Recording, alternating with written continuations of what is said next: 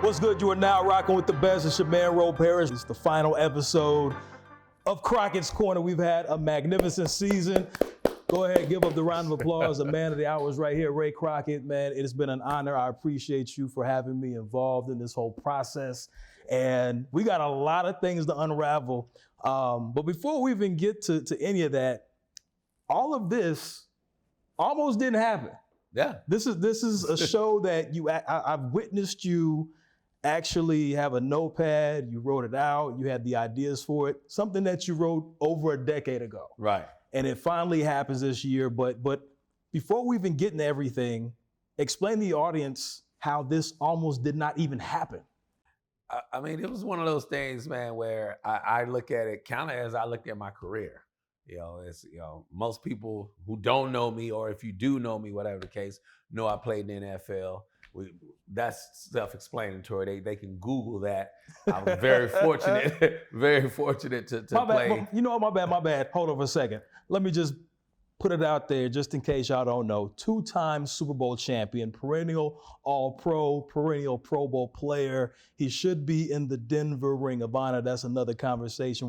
We're still working on that. For sure. But again, since he's retired, he has been an extremely successful businessman, a multi-millionaire a couple of times over. So that just gives you, just in case you didn't feel like Googling, we appreciate you for sticking around with us. So go ahead and pick up there again. How did this almost not happen? I mean, it was something that like I said, I created this platform probably about a decade ago, probably maybe a little more than a decade ago. I always wanted to have my own talk show. But the funny thing about that is that it's funny how God makes things work. You know, you plan and God laughs. My dad used to always say that. My mom used to always say that.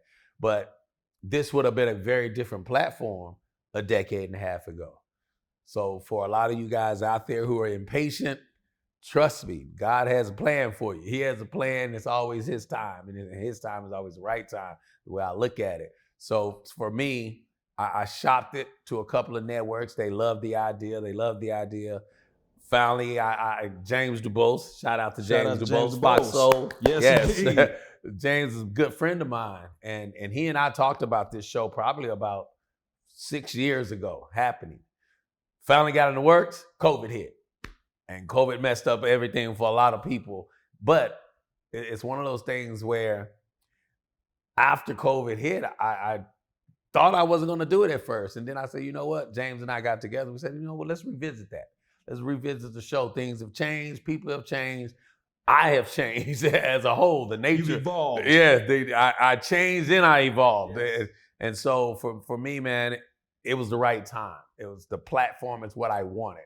Because all of the people that I've had on this show, whether they were 1%ers of the world or whether they were, the college guys trying to make, whatever the case may be, everybody goes through change. Everybody goes through transition.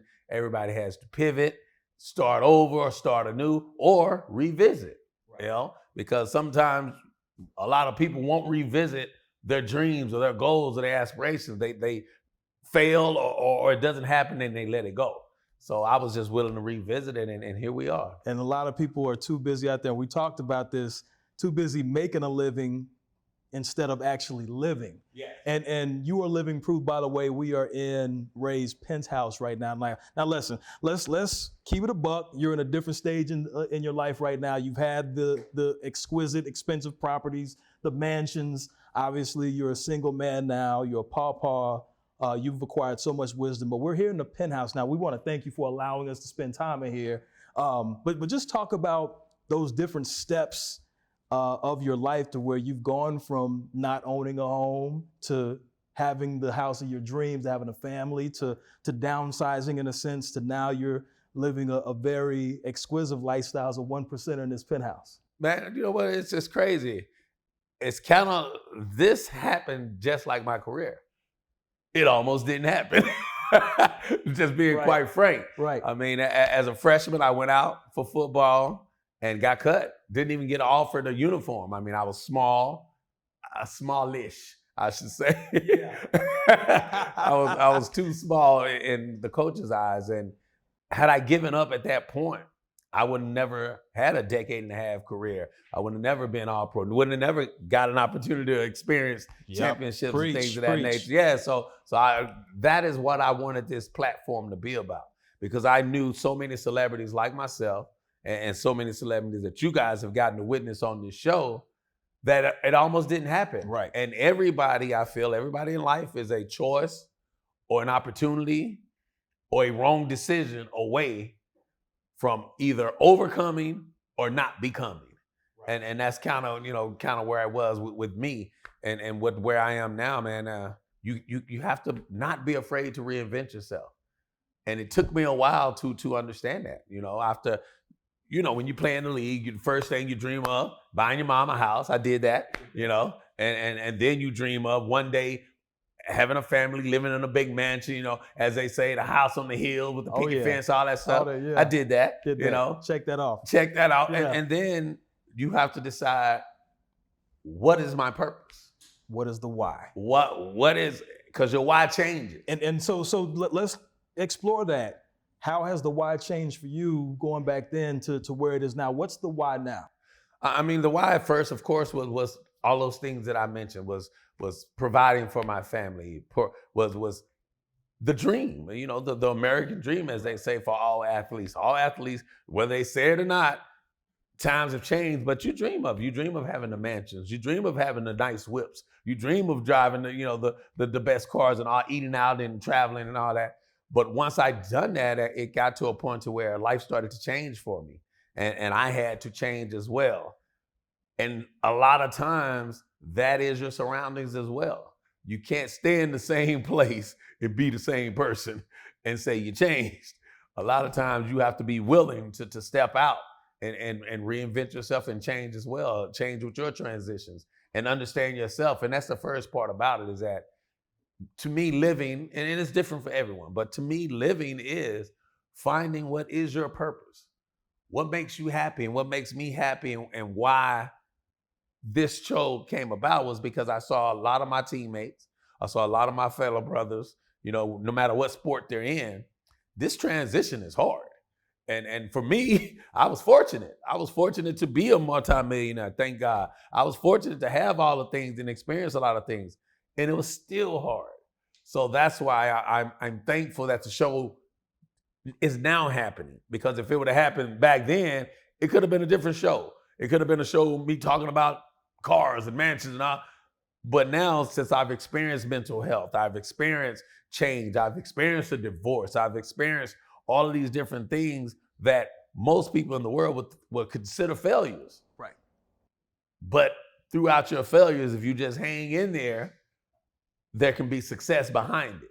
And that's kind of where I am now. I'm happy. I mean, I never thought I'd say I would be happy in a penthouse, because I always wanted a big mansion. You know what I'm saying? When I got that big mansion, a lot of times we let things define us. And that's part of it.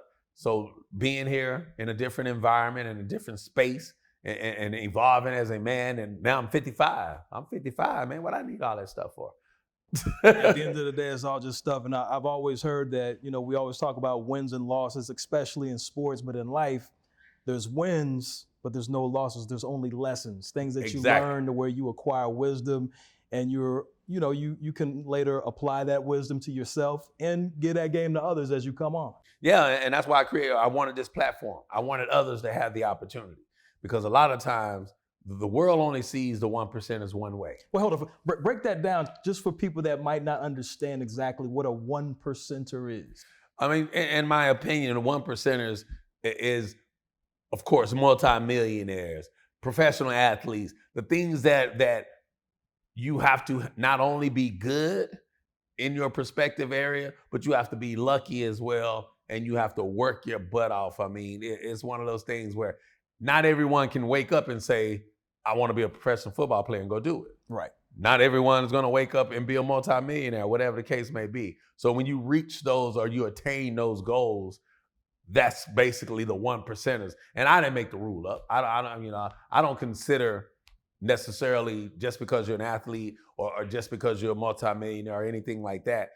I don't really consider that as being the definition. But quite frankly, 98%, 99% of the world sometimes never reach those, They those don't goals. achieve those goals, don't Right. live that lifestyle. You also have your book, Bump and Run, and obviously we do discuss sports on Crockett's Corner, but life is clearly bigger than just sports. But the bump and run technique. Hey, wait, I like that was this platform. Yeah. That is. I summed it up? That you summed it up, man, because that is what I wanted everybody to see about these 1%ers. We are human. Yeah. At the end of the day, No a lot of question. people, especially with stuff that's going on in the world today, a lot of depression, anxiety, I suffered through all that. A lot of people don't see that. I remember Allen Iverson having an interview, and it rang vivid to me when I was creating this show. And he mentioned, I think a reporter asked him something about, why is he doing this, or why is he going through this, or why? And he said, I'm human. He's like, I'm human. I don't win all the time. Even though you guys look at me as something or someone that you guys can never be, at the end of the day, what I am, deep down inside, I'm a human. Right. I'm just as anyone else. And I go through those trials and tribulations. And that's what I wanted this platform to be about. And then the transition is just very important to me, because so many of my fellow players and former players struggle and don't have anywhere to open up. And I wanted this to be about that. I wanted the fans out there, I wanted you guys out there to know that, approach us just as you approach anybody else. And just because we play professional football and all that stuff, it don't mean we're not human. And we're going to have those day-to-day things. Some days I don't want to be talked to. That is right, because I'll call him and he won't answer. and I mean, we've got so much to cover, but just to go back to the book again, the name of the show, obviously, Crockett's Corner. The name of the book, Bump and Run. It made me, it saved me. Just touch on that. Obviously, a play on words, the cornerback position you played and the technique, but why was titling your book Bump and Run so important to give that explanation to the people? I mean, first and foremost, it's really a breakdown of my life as far as bump and run. For you guys out there who don't know, bump and run is a technique. So when you hear bump and run, I'm sure you hear it from sportscasters. You may hear it in golf. It's a shot coming off of the green. Coming out of the rough onto the greens, bump and run. But what it really is getting up close and personal to your opponent. And that's what I had to do as a player. And the reason why I say it made me, because without bump and run, I wouldn't have played football. No way. No way in hell, because I was too small, for one. So I had to figure out, how can I be successful against these God-given, bigger, faster, stronger guys? And bump and run was that thing. I mastered that art in high school. So for me, it made me, because that's the technique I carried through high school, all the way through the pros, that made me all pro, that won me rings and all that. And then it saved me, because when I broke down and when I started going through my failures, I had to basically take the same approach that I took against wide receivers to life. Life was kicking. Preach. Life Listen, just like he said it was kicking him in his backside. We're getting up close and personal. The bump and run technique right here on Crockett's Corner. We got more on the way. It's Ray and Ro. Come back. Back on Crockett's Corner, Ro Parrish, along with the man of the hour. His name is on the marquee. Is there for a reason. Ray Crockett, talking about everything in his life. We talked about the sports portion. And one thing I wanted to really talk to you about is you mentioned it in the first segment, but the mental health angle. Now, you've gone through a lot of different stages in your life professionally, but just that mental wellness side, whether you're strapping on a helmet every week, dealing with the emotional toll, the physical toll that takes every week, or coming home to being a parent, to coaching your kids, to being a divorcee and dealing with that, to losing members of your family. Just talk about how tough it's been at times for you in your life dealing with those mental issues. And that's, boy, look, you shook me right there, because I've just, all of it just passed through at once. It's like, after having a successful pro career, a lot of athletes find themselves thinking, what do I do? What do I do from this? Where do I go?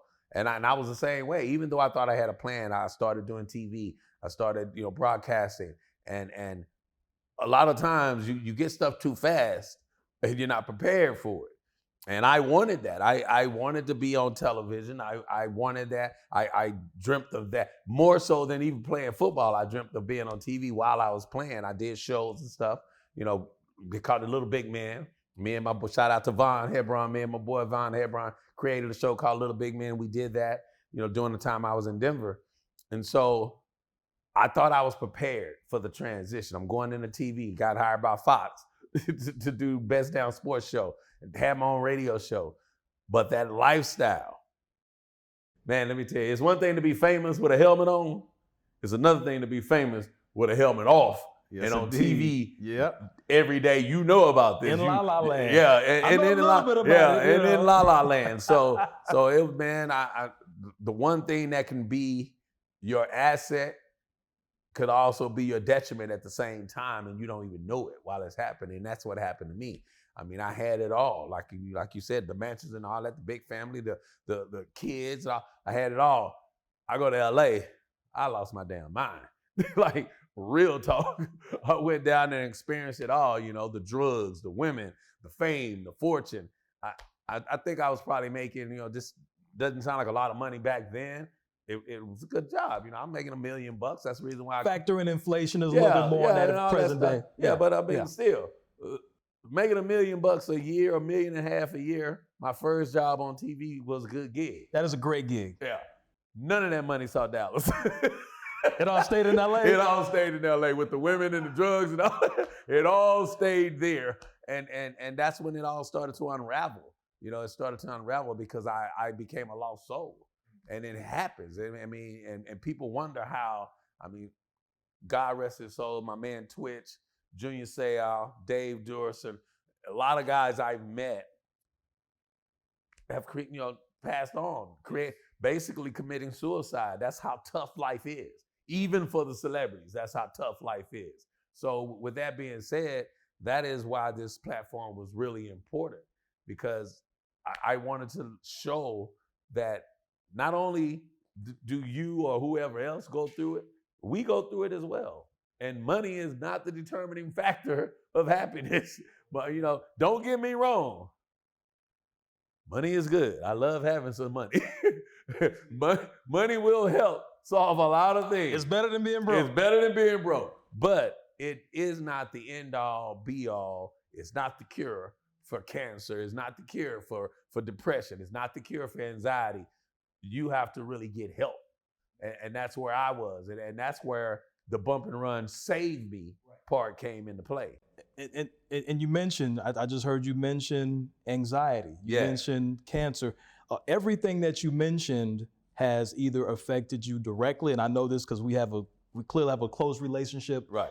These things have affected you directly or have affected someone in your family. Not to get too deep, but what is, in your opinion, what do you feel like your lowest moment has been in your life, post-playing career? What do you feel like your lowest moment was? I mean, the lowest moment was watching my dad. You know, my dad, who was my best friend. We weren't close growing up, you know, as far as, because he was out. He was, as they said, Papa was a Rolling Stone. Papa did his thing. Wherever he laid his hat, hey, his home. He did his thing. Yeah. But I mean, he and my mom, you know, my mom, shout out to mom. Mom held it down.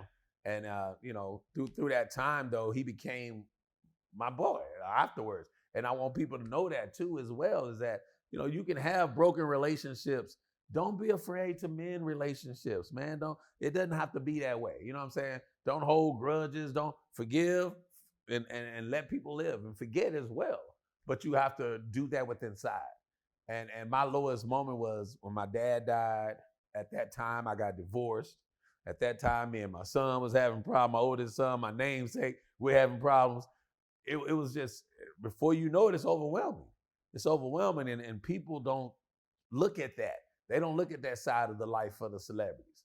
They only look at, why is he sad? He got millions of dollars. He's rolling in Bentleys. He's done. Man, that don't mean nothing when life hits you. It means nothing. So for me, my lowest point was sitting in the closet one day, you know, thinking about it. Contemplating. Thinking about it, man. And If it had not been for Dave Dorson, for Junior Seau at the time, I could have been them. Because when they committed suicide, that kind of woke me up. I said, man, we have to figure this out.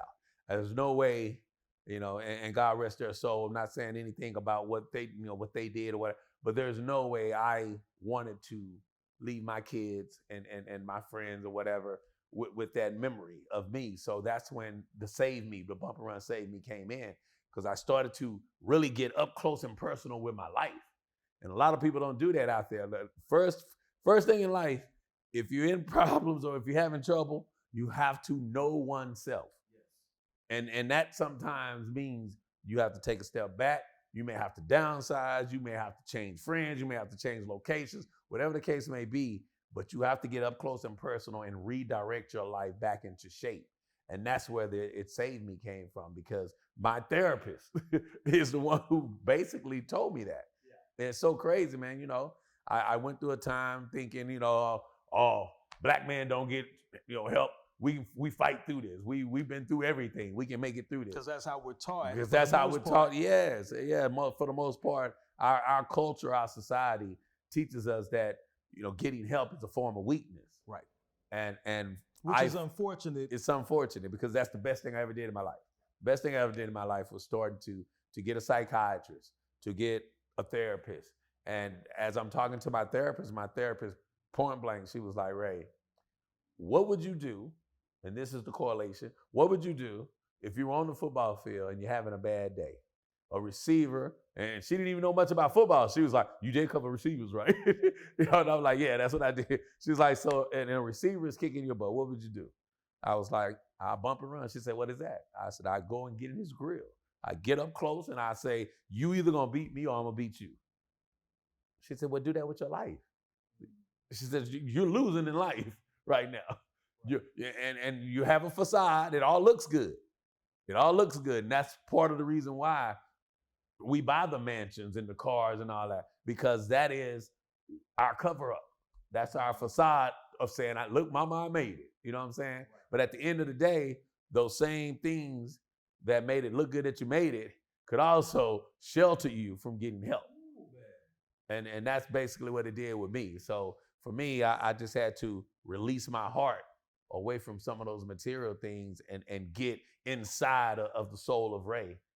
You talked about those low moments, but how big was your spirituality? How big of a role did that play to get you out of that dark moment in your life?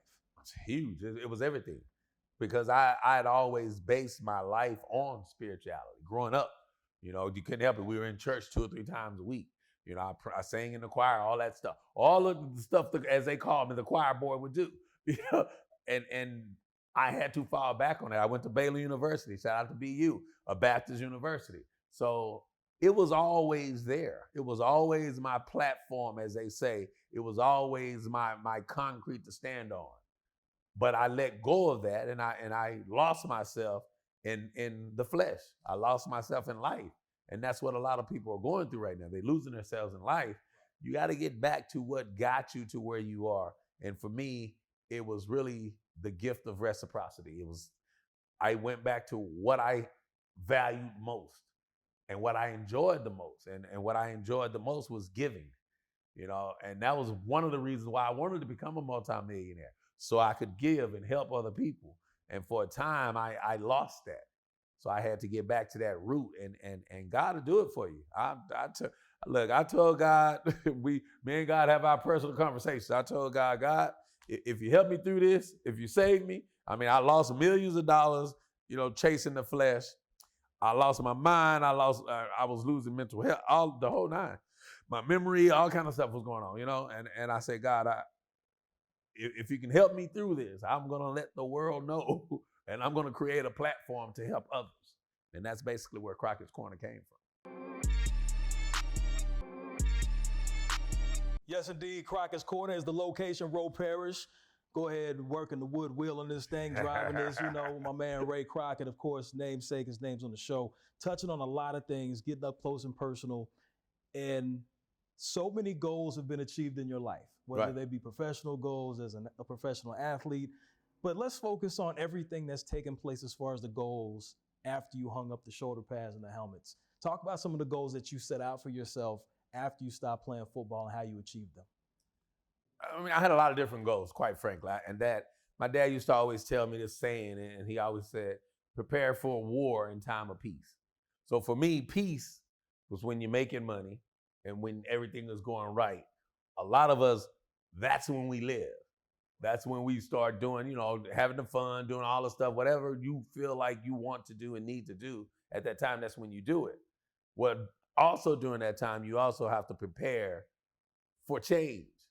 And I feel that's why change sneaks up on a lot of people, because we get comfortable. They're unprepared for those moments. Yes, we get comfortable. We get too comfortable. And when you get comfortable, that word comfortable is the worst thing I feel for anybody in life.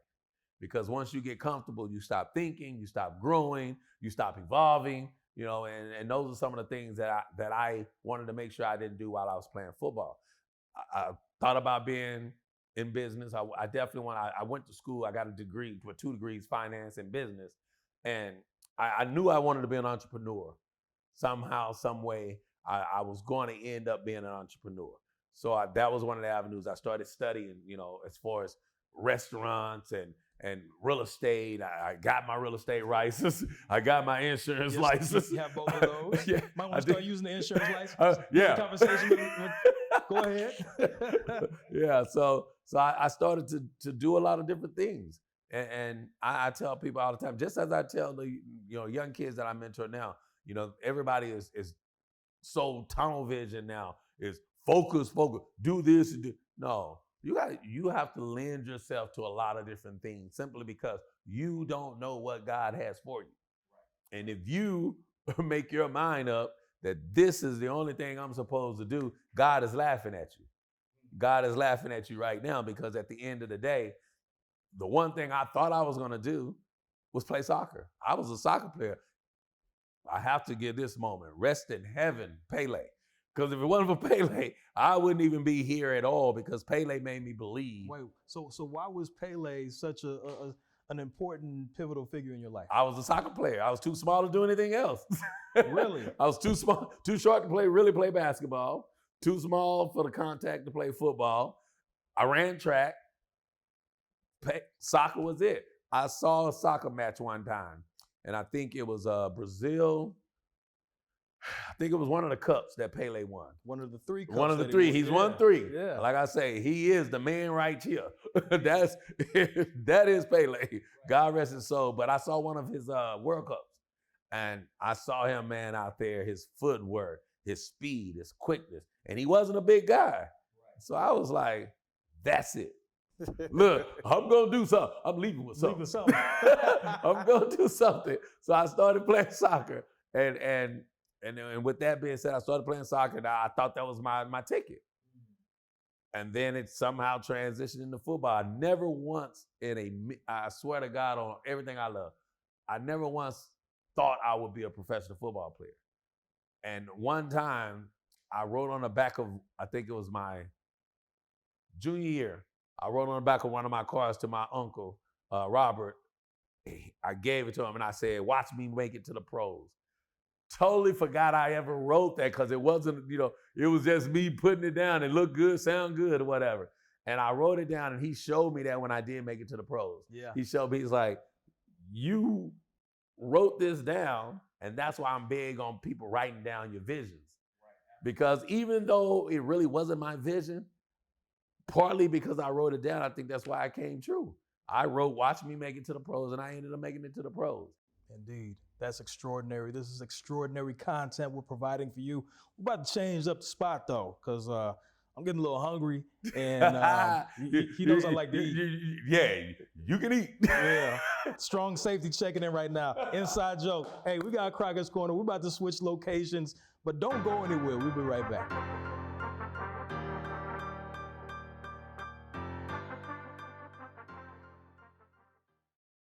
The first millionaire in your family.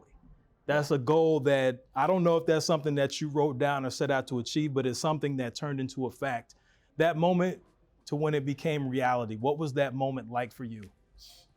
And it was crazy. I mean, first and foremost, like I said, I am a firm believer because of my life and what has happened, what has transpired, that you have to write your vision down and you have to speak your vision out loud so that it is in the atmosphere. Because I'm telling you, this is true story. You can look it up. You can go Google it. We were playing the Minnesota Vikings Monday night. I came out of the tunnel. They was introducing me. NFL Films has it. They have me saying, I got skills to make meals. And that's exactly what happened. There it is. That's exactly what happened. After that year, it was my 5th year. In Detroit, I became a free agent and signed a multi-million-dollar contract to be a free agent and became a first-generation millionaire. And with that, like they say, more money, more problems.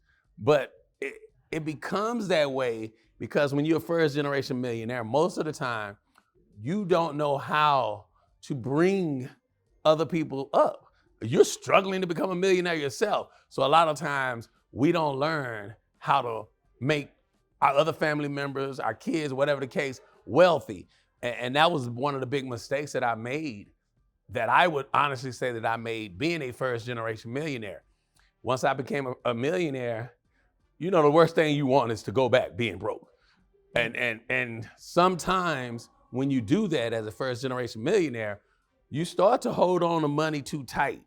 You start to hold on to possessions too tight because you don't ever want to drive a raggedy car like I used to in college again. You don't ever want your bank account to go under $1 million again. So it's almost like idolatry if you're a spiritual person. It's almost like you start to idolize those things. And you don't even know that. You're thinking you're doing what's right. I wanted to be, I wanted to keep my family good. I wanted to make sure that we were always capable of living the way that we were living at the time, because that was the one thing, me growing up with my pops was a gambler. I'm a gambler. I admit it. I got it honest. You've inherited that. I've inherited it, right. But I don't gamble what I cannot afford to gamble. Right. There's a difference. There's a difference in risking your livelihood gambling than having some fun, some leisure fun. So the one thing I was just big on, I was like, look, I never want to be poor again. I always want my family to be able to live. But doing so, I think I started to idolize money and things a little too much. And I was doing a terrible job of hosting. I haven't established even where we are. So this fancy establishment that we are located at right now, it is located on the corner of Crockett, which is a play on the name of the show, but I think y'all picked up on that. But it's Musume is an Asian fusion restaurant that is obviously one of the best, if not the best, in Dallas. And the man sitting to my left is the owner, one of the owners of the establishment. Exactly. So we're going to touch on the business part of your life in a moment. But one thing I wanted to circle back on, becoming the first millionaire in your family, you spoke about not necessarily having the knowledge or the information needed to educate your family on how to build generational wealth, that financial literacy. How did you overcome that, and how have you grown from that moment since becoming a millionaire to now having the funds to teach and the knowledge to teach your family members? By losing. Look, by losing. By lessons. By lessons. You don't take losses. By loss. Yeah. But at the end of the day, it's because what I started to do, I started to take risks. I started to take unnecessary risks when I was already a millionaire. The one thing they don't teach you in college, they taught me a lot: finances, computer science, business. They teach you all of those things, but they don't teach you how to manage money. They don't teach you. Most of the professors, and I'm saying most professors out there, don't at me, as they say, don't get at me, but most of the professors are not millionaires. So it's hard for them to teach someone how to become a millionaire when you're not a millionaire. You can't, that lesson. Hey, everybody can tell you how to do it. They never did. They never did it, exactly. So at the end of the day, I had knowledge of business. I had knowledge of finances. I'm a numbers guy anyway. But at the end of the day, I was trying to do everything to inherit or to make sure money was going to be inherited and things of that nature. When that's the wrong way to do it, players. I'm telling the players right now, the hardest thing to do, as they say, is lonely on the top when you get money. It is lonely on the top if you don't bring anybody with you. It's very lonely, and it's very stressful, frustrating. That's, I think, where part of my problems came from, because I'm trying to manage my money but I'm not managing just my money. I'm managing my money for my siblings, for my kids, for my mom, dad, for whoever else wanted to borrow money. So I learned a lesson. I learned a valuable lesson. If you want to know the quickest way to be broke, give money away. Give it away without teaching. I'm not saying don't give money away. I give plenty of money away, and you know that. Nothing wrong with philanthropy. Exactly. I do right. philanthropy and all that stuff. But as far as when I gift people stuff, I gift it with a lesson now. Right. And what that does, that frees my mind up, because at this point, not only am I helping you, but I'm also trying to give you some gain. Exactly. And the at jewels, the end, the knowledge, at the end of the day, if you don't accept that knowledge and you don't accept that game that I'm teaching you, then I don't have a problem moving on and keep going forward. I tell you, my professor did say this to me. My finance professor, he said, when you get money, there's going to be a lot of people asking. There's going to be a lot of people asking you how, what, but there's going to be somebody who just want gifts. But if you give them knowledge where they can start to make their own money, then that's when it's not lonely at the top. But if they don't be ashamed to leave someone who had a chance to grow with you. And that's what I do. I make sure that I give everybody a chance to grow. That's what I'm doing different now. Right. The first time I didn't. The first time I tried to give it to everybody. You know, I tried to make enough money to support everybody. That's a sure way to go broke. This time around, I said, I know what I'm doing. I know how I'm making money. Now I'm going to try to make money and teach everybody else how to make money themselves. I always like to reference this. We were in California recently and we were playing some music. Jay-Z record comes on. If every hitter in your clique is rich, your clique is rugged, nobody will fall because everyone will be each other's clutches. Exactly. The power of association. This is something that obviously you've instilled in your kids, but the people that surround you outside of your family, having those proper relationships that allow you to grow your wealth, allow you to have conversations in rooms that you might not normally be in. Talk about some of those experiences that have helped you grow in the business world. I mean, you're exactly right. And I tell you all the time, your wealth is your network and your relationships, period. If you won't get out and meet like-minded people of where you want to go, not like-minded people of where you are. I found myself, I'm pretty astute. I mean, I'm gonna wear my own flowers for a minute. I'm pretty astute. I graduated, with a very high GPA. Did make 4.0 in college, high school, all that. Yeah. So at the end of the day, I know I'm astute, but I found myself a lot of times being the smartest person in the room. And whether that's mentally or financially, the whole nine, that's a problem. It is. You never want to be the smartest. No, because you don't evolve and you don't grow. So at the end of the day, what it's all about, that's the biggest lesson. You asked me about regrets. It's not necessarily regret, but it's a lesson I learned in business. We're sitting, like you said, in an establishment. It's Musume, Akai, just in case you're in Dallas, shameless plug, but I can do that. Musume and Akai. But what I learned, I had a lot of other restaurants, I had a lot of other business ventures and things of that nature that failed. And the reason why is because, one, I was investing all my money. So therefore, I was taking big hits when they failed. Huge risk. Yeah. I learned, just like I did on the football field in Detroit. I was all pro. I was a pretty good player, let's just say. We made it to the NFC Championship, but we didn't make it to the Super Bowl. Why? I didn't have the correct team. I had a cut Barry Sanders, Benny Blades, the guy. We had a couple of pieces, but we didn't have the correct team. Same thing in business. I learned that if you don't have the right team, like here, I'm not the sole owner, I'm a part owner. And the reason why I say part, because I also put up part of the money. That means that risk is spread. And you have the right teammates. And I have the right partners. Exactly. So now instead of having one restaurant that I own myself that goes bad, I'm a part owner of several establishments. So therefore you spread your risk, you also spread your wealth. So I got several checks coming in. Well, and as we talk about that, you create different revenue streams, which is something that a lot of people don't really understand how to do, one, or don't want to take the risk to learn how to create those multiple streams. What was the situation, or was there a person that really taught you how to create those streams and how to be successful doing it? I mean, the biggest, for me anyway, the biggest mentor, and he didn't even know he was being a mentor at the time, which is how most of the time mentorship happens. Mentorship is most of the time not forced. You're just, like you said, happen to be in the right room with the right people. Robert Smith, shout out to Robert Smith.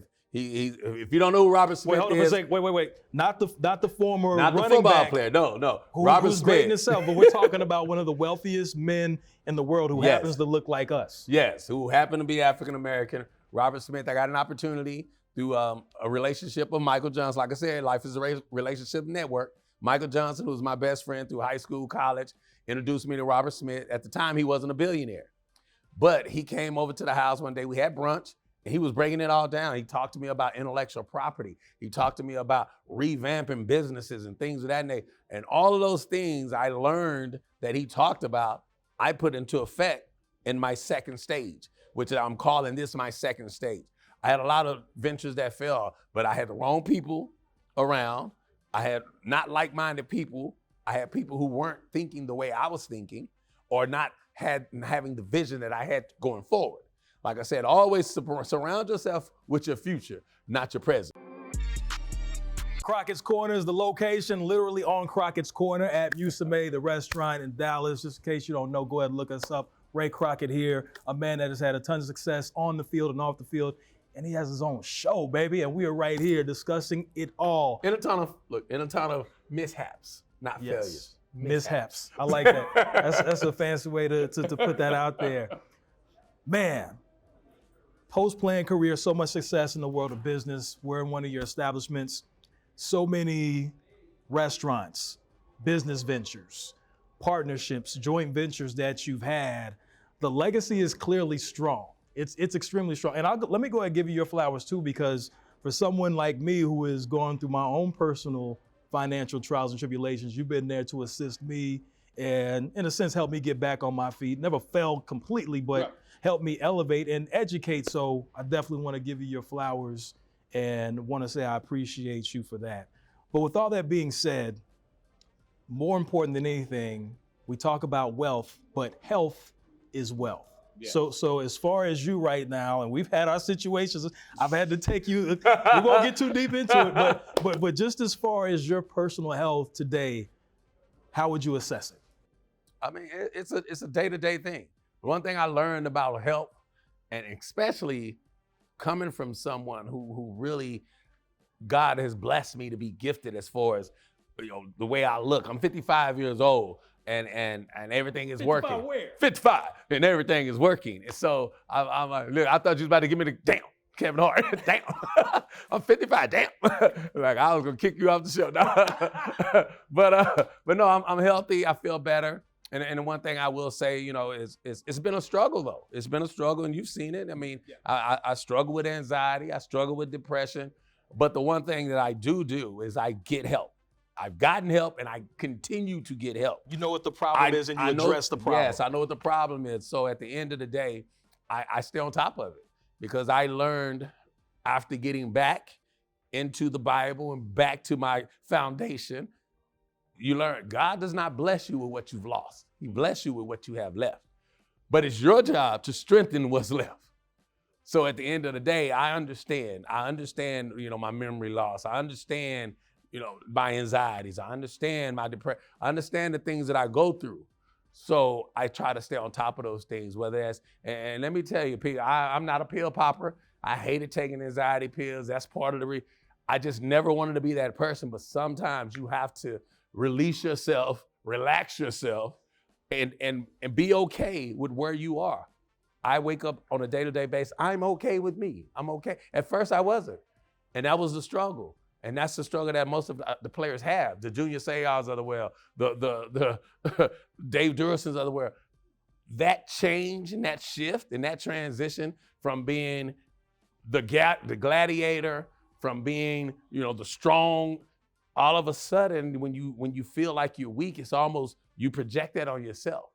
And a lot of things that I've gone through has been me having to change my mindset to say it is okay to cry. It is okay to be emotional. It is okay to forget where your keys are in your wallet. Or yourself. Or yourself. It's okay.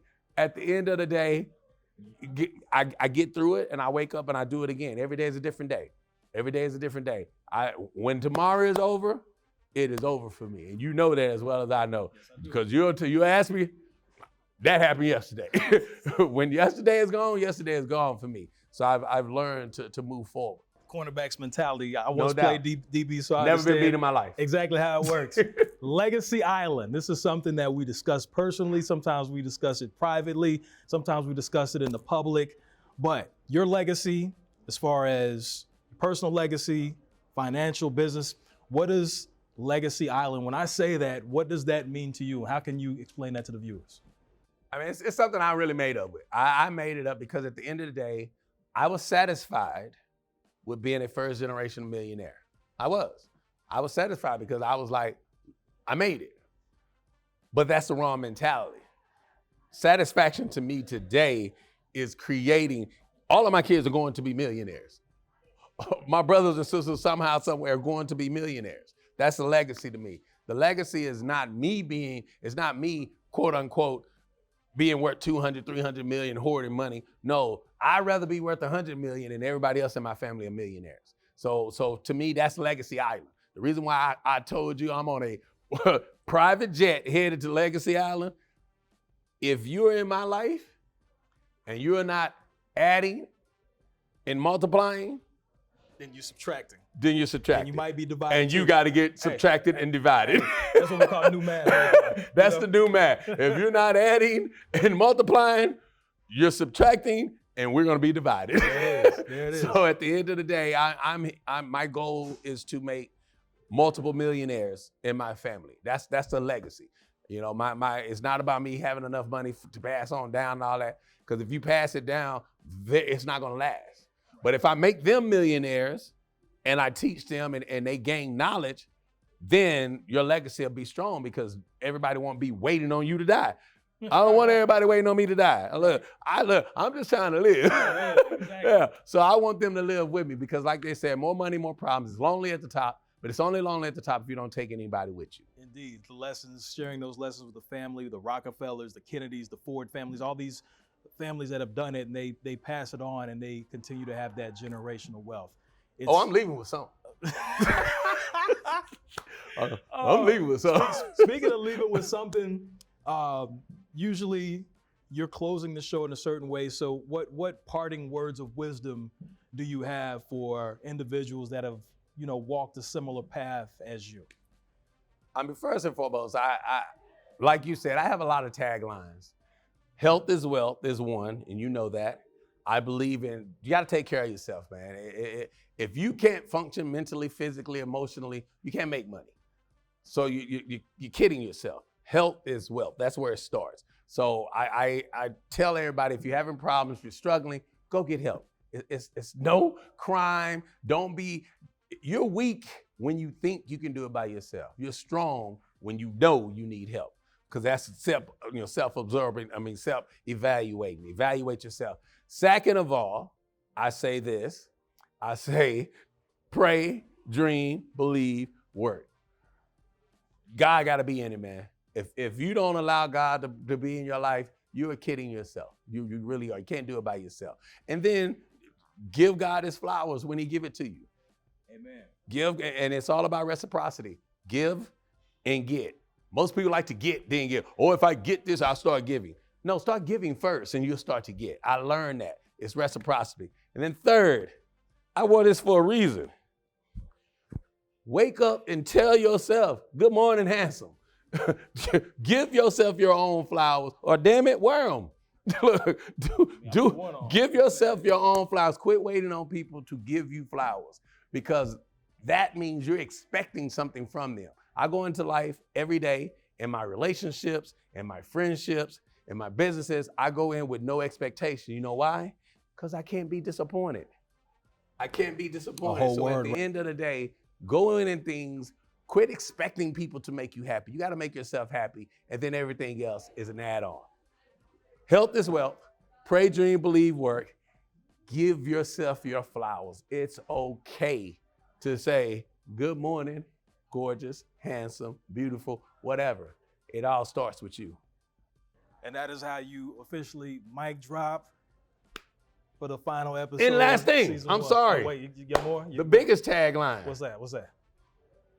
Give me, give me those drinks over there. Time to provide the beverages. It's time to provide the beverages, sir. Please Thank don't you mix them very up. much. Please don't mix them up. Thank you very much.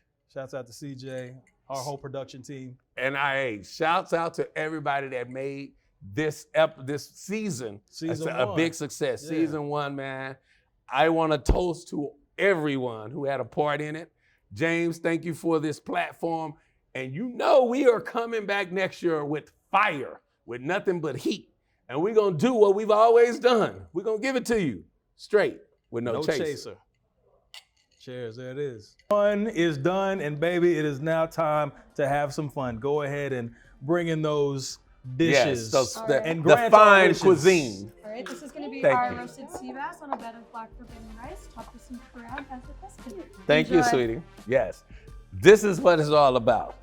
This is what reciprocity is all about. Amen. You give, you give, you give, you give, and then when it's all over, you get to get. And right now, we're gonna get a good meal. We're gonna enjoy this. This is the Ray Crockett sea bass dish. When you come to Musume, this is not on the menu. You have to ask for the Crockett special.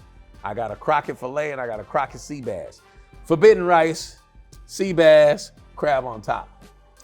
And this sauce right here, I can't tell you what it is, but it's to die for.